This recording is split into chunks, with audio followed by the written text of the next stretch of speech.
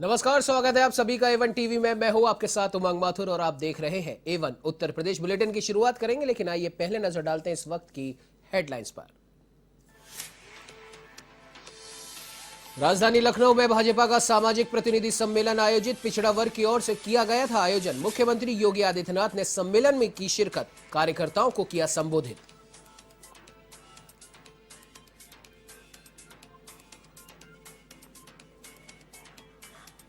उत्तर प्रदेश में विधानसभा चुनाव की हलचल हुई तेज। कांग्रेस की प्रतिज्ञा यात्रा कल से शुरू। बाराबंकी से प्रतिज्ञा यात्रा रवाना करेंगे प्रियंका गांधी।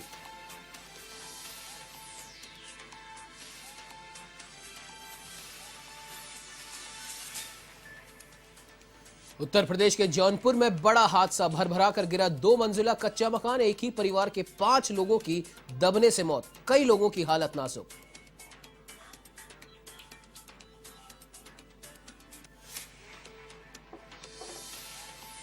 लखीमपुर खीरी हिंसा पीड़ितों की मदद का सिलसिला जारी। पंजाब और छत्तीसगढ़ की कांग्रेस सरकारों ने मृतक किसानों के परिजनों को सौंपे 50-50 लाख रुपए के चेक। दोनों सरकारों के मंत्री भी रहे मौजूद।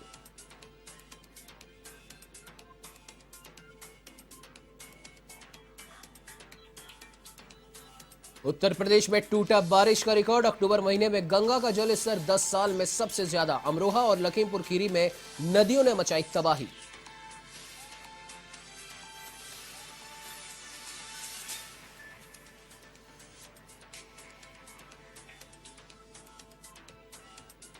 अब आइए बुलेटिन की शुरुआत करते हैं विस्तार से। आपको बता दें कि उत्तर प्रदेश के मुख्यमंत्री योगी आदित्यनाथ ने कहा कि भाजपा सरकार में गांव, गरीब, महिलाओं व नौजवानों के विकास के कार्य कर रही है।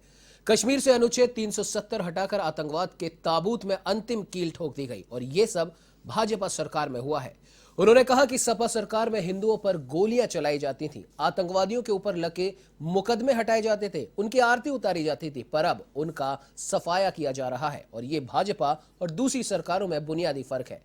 मुख्यमंत्री योगी ने लखनऊ में पिछड़ा वर्ग सम्मेलन को संबोधित करते हुए ये बातें कही। योगी ने कहा कि अब कानून व्यवस्था प्रदेश की पहचान है।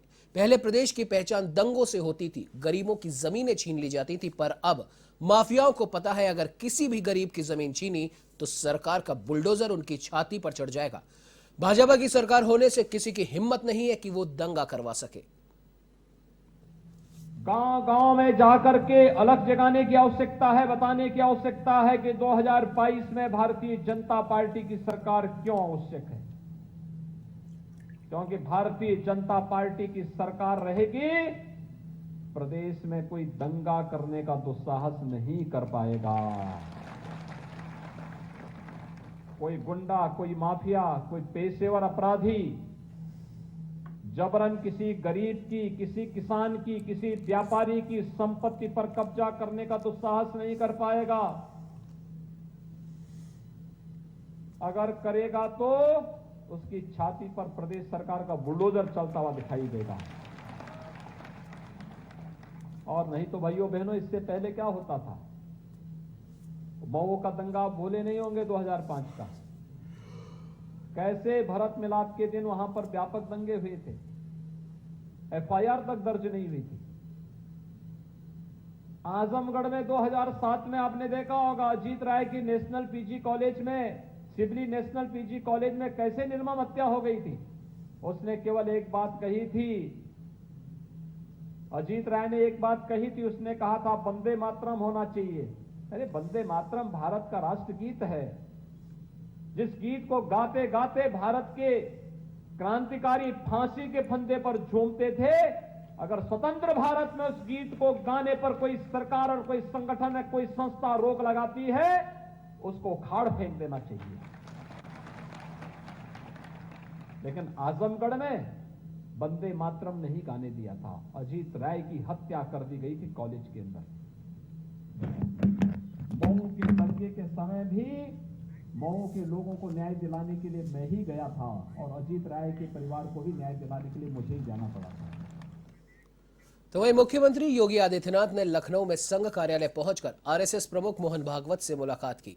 संघ के भारतीय भवन कार्यालय में मोहन भागवत से मुख्यमंत्री योगी की मुलाकात हुई। इस दौरान दोनों के बीच कई विषयों पर चर्चा भी हुई।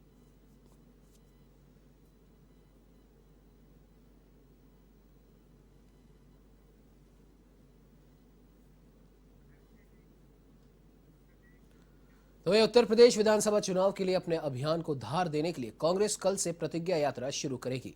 पार्टी की राष्ट्रीय महासचिव और प्रदेश प्रभारी प्रियंका गांधी वाड्रा बाराबंकी की जैतपुर विधानसभा क्षेत्र के हरक इंटर कॉलेज में प्रतिज्ञा यात्रा को झंडी दिखाकर रवाना करेंगी। तो वहीं इसके अलावा सोमवार को वाराणसी और सहारनपुर से भी प्रतिज्ञा यात्रा निकलेगी। आपको बता दें कि उत्तर प्रदेश मिशन 2022 के तहत कांग्रेस प्रदेश के अलग अलग हिस्सों में 4 प्रतिज्ञा यात्राएं निकालेंगी। जानकारी के मुताबिक बाराबंकी से शुरू होने वाली यात्रा बुंदेलखंड तक जाएगी। ये यात्रा बाराबंकी से लखनऊ, उन्नाव, फतेहपुर, चित्रकूट, बांदा, हमीरपुर, जालौन होते हुए झांसी में समाप्त होगी। तो वहीं पश्चिमी उत्तर प्रदेश में सहारनपुर से शुरू होने वाली यात्रा मुजफ्फरनगर, बिजनौर, मुरादाबाद, रामपुर, बरेली, बदायूं, अलीगढ़, हाथरस होते हुए मथुरा तक जाएगी। प्रतिज्ञा यात्राओं के साथ विभिन्न स्थानों पर प्रियंका वाड्रा की जनसभाएं भी आयोजित होंगी। यात्रा के दौरान पार्टी के अन्य नेताओं की जनसभाएं, नुक्कड़ सभाएं, शहरों व बाजारों में रोड शो और रास्ते में आने वाले मंदिरों में दर्शन, स्थानीय स्तर पर सामुदायिक भोज, बाइक रैली के कार्यक्रम भी आयोजित किए जाएंगे।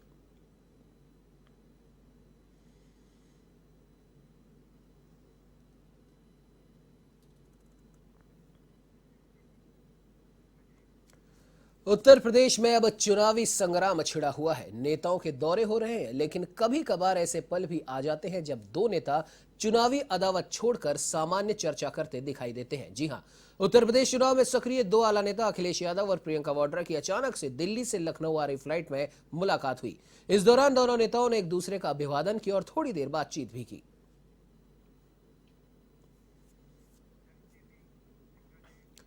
तो वहीं उत्तर प्रदेश के हमीरपुर में डिप्टी सीएम दिनेश शर्मा अपने निजी कार्यक्रम में शामिल होने के लिए पहुंचे। इस दौरान यमुना पुल में कार्यकर्ताओं ने उनका स्वागत किया। इस मौके पर दिनेश शर्मा विपक्षियों पर जमकर बरसे और पिछली बार से भी ज्यादा विपक्षियों की पराजय की बात कही। तो वहीं पेट्रोल डीजल महंगाई पर केंद्र सरकार की नजर बताई।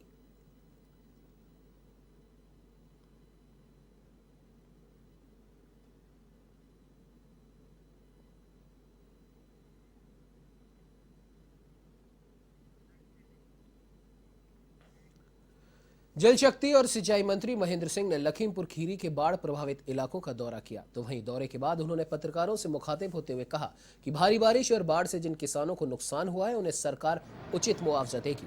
इसके अलावा बाढ़ में फंसे लोगों को हर संभव मदद पहुंचाई जा रही है। जिला प्रशासन की टीम दिन रात मदद कार्य में जुटी हुई है।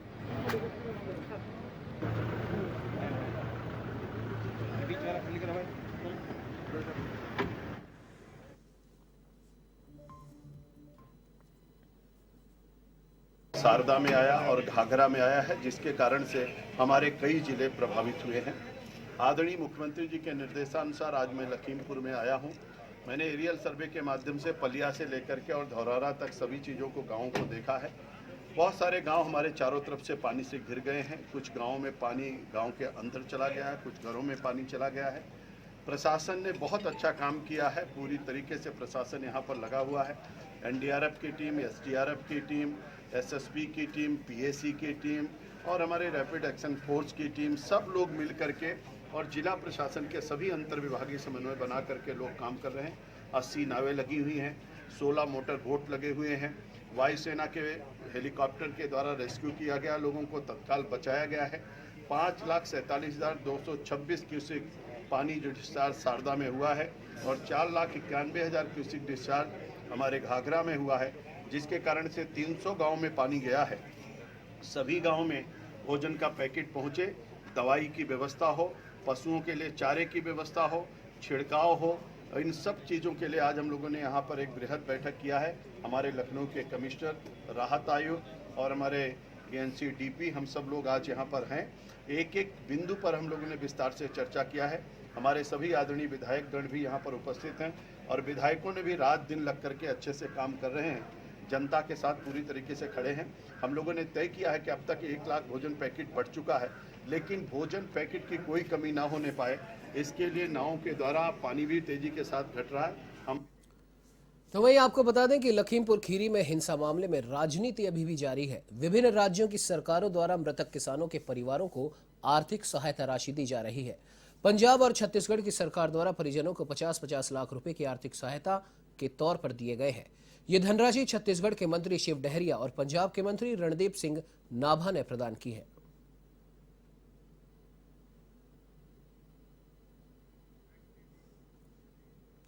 तो वहीं उत्तर प्रदेश के जौनपुर में देर रात एक बड़ा हादसा हुआ। शहर कोतवाली के बड़ी मस्जिद के पास मोहल्ला रोजा अर्जन में 2 मंजिला कच्चा मकान ढह गया। मलबे में दबकर 5 लोगों की मौत हो गई, तो वहीं 5 लोगों की हालत अभी भी गंभीर बनी हुई है। हादसे की सूचना मिलते ही जिलाधिकारी मनीष कुमार वर्मा और पुलिस अधीक्षक अजय कुमार साहनी दलबल के साथ राहत और बचाव कार्य के लिए पहुंचे और इस दौरान घायलों को जिला अस्पताल ले जाया गया, जहां उनका इलाज जारी है।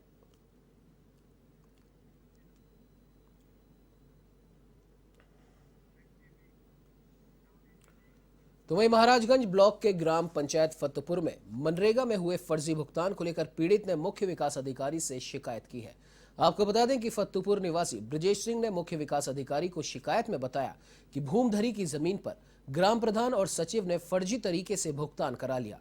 पूर्व प्रधान ने भी भूमिधरी खेत में बिना चकरोड का मिट्टी कार्य दिखाकर भुगतान कर लिया, जबकि उनकी ओर से कोई हलफनामा नहीं दिया गया।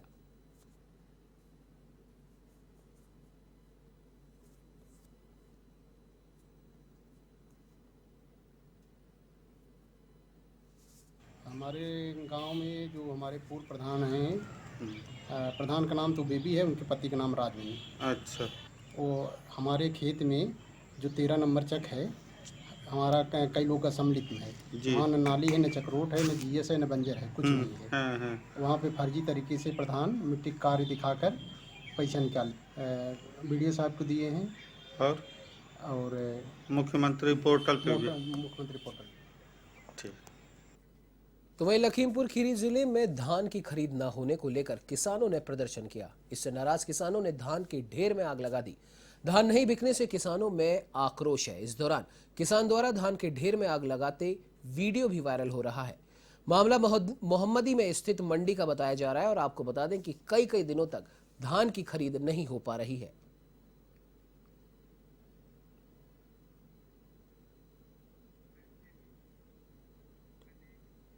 तो वहीं उत्तर प्रदेश के अमरोहा में बाढ़ ने तबाही मचा रखी है। गंगा का जलस्तर बढ़ने से किसानों को भारी नुकसान हुआ है। तो वहीं एसडीएम ने भी बाढ़ग्रस्त इलाकों का निरीक्षण किया। जिले के 4 गांव तो पूरी तरीके से बाढ़ से प्रभावित है। किसान सरकार से मुआवजे की मांग कर रहे हैं।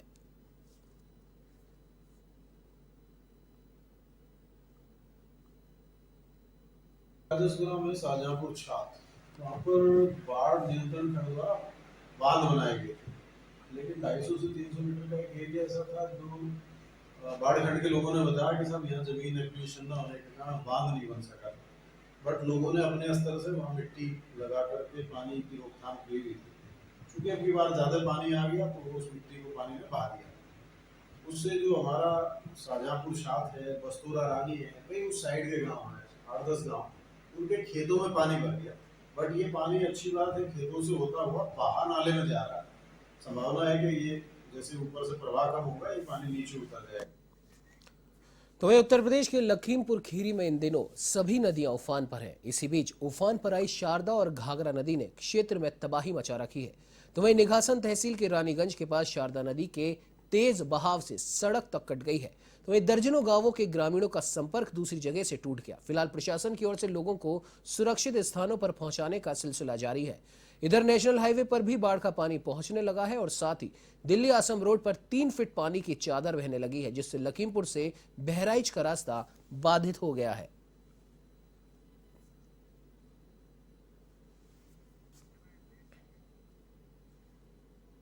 के हयातनगर थाना इलाके के बेनीपुर गांव में 14 अक्टूबर को मिले अज्ञात शव को लेकर पुलिस ने खुलासा किया है।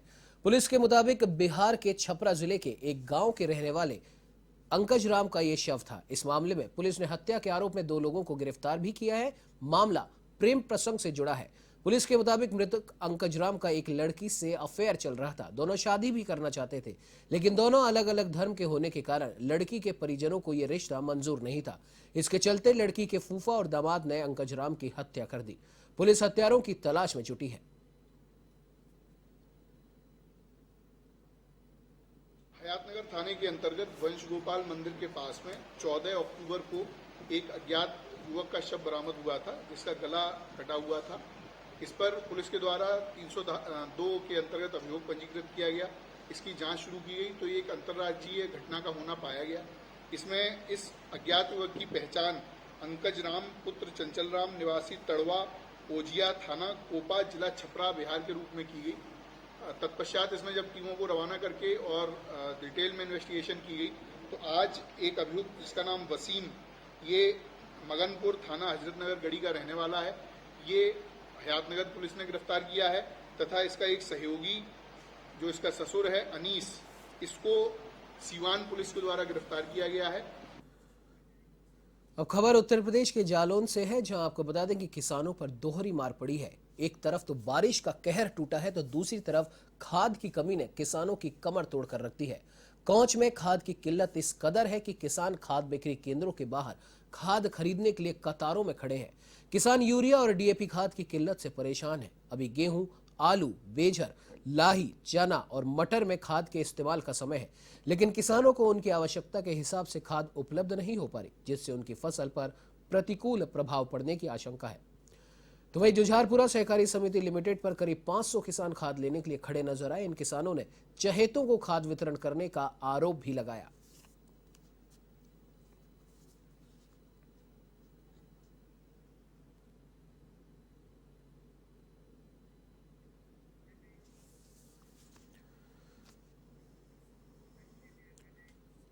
तो वहीं अमरोहा जनपद की गजरौला थाना पुलिस ने वाहन चेकिंग के दौरान 2 शातिर वाहन चोरों को गिरफ्तार किया है, जिनके कब्जे से चोरी की 2 बाइक, एक तमंचा, चोरी का मोबाइल और एक नाजायज चाकू भी बरामद किया गया है।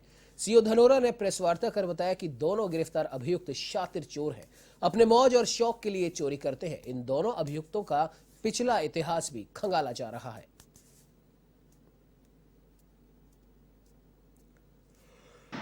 आगामी त्योहार के दृष्टिगत अमरोहा पुलिस द्वारा अपराधियों के विरुद्ध चलाए जा रहे अभियान के तहत गजरौला पुलिस द्वारा 2 शातिर वाहन चोरों को गिरफ्तार किया गया है, जिसमें से एक का नाम साजिद पुत्र शमशेर, हसरत पुत्र मुख्तार है, जो कि गजरौला के रहने वाले हैं। इनके पास से 2 चोरी की मोटरसाइकिलें और एक चोरी का मोबाइल फ़ोन बरामद हुआ है और इनकी जामा तलाशी से एक तमंचा और एक चाकू बरामद हुए हैं और 2 जिंदा कारतूस बरामद हुए हैं। तो वहीं लखीमपुर खीरी हिंसा मामले में आरोपियों को 3 दिन की रिमांड पर लेने की एसआईटी ने कोर्ट में अर्जी डाली थी। इस अर्जी को कोर्ट ने मंजूर कर लिया है। मुख्य आरोपी आशीष मिश्रा सहित अंकित, लतीफ और शेखर की रिमांड मंजूर कर दी गई है। मुख्य आरोपी 2 दिन की पुलिस रिमांड पर है और अब रिमांड पर लिए गए 8 आरोपियों का आमना सामना एसआईटी कराएगी।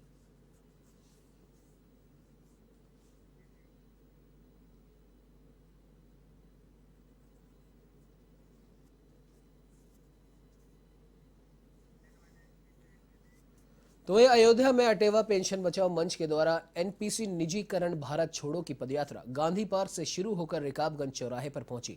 इसमें पेंशन बहाली को लेकर लोगों ने प्रदर्शन किया, जिसमें अटेवा पेंशन बहाली मंच के कर्मचारियों ने भारी संख्या में हिस्सा लिया।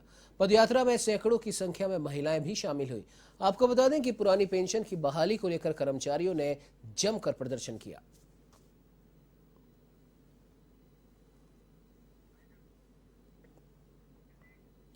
बुलेटिन में फिलहाल इतना ही। देश प्रदेश की तमाम खबरों की जानकारी के लिए आप बने रहिए हमारे साथ और देखते रहिए A1 टीवी। नमस्कार।